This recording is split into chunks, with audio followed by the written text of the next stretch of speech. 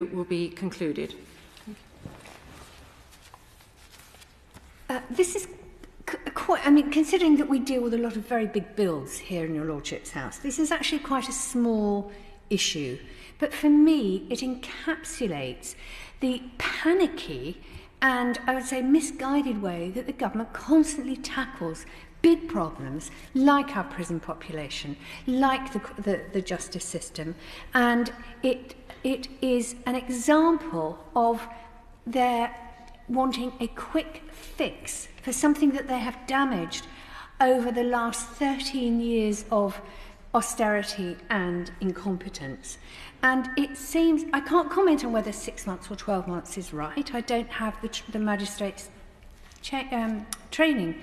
But I can say that we have too many people in prison and that we've got to stop sending so many people to prison, particularly women.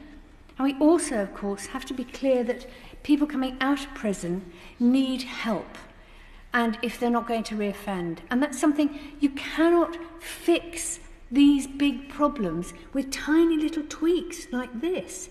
I don't understand why such knee-jerk reactions happen all the time with this government. Where is the overview? Where is the long-term planning? Where is the coherence for dealing with these very big problems? You know, this government has tried to fix the whole justice system on the cheap. In fact, it hasn't been cheap, of course, because it's very expensive keeping people in prison, training magistrates, and not giving people the support they need when they come out of prison, so they go on to offend again. So why not have a longer-term plan? That this government has got, one supposes, another year. Please, could they not just have some expert advice on this sort of thing? And to keep flailing around, you know, 1 minute it's 6 months, the next minute it's 12 months, and then it's 6 months back again. This is not good government.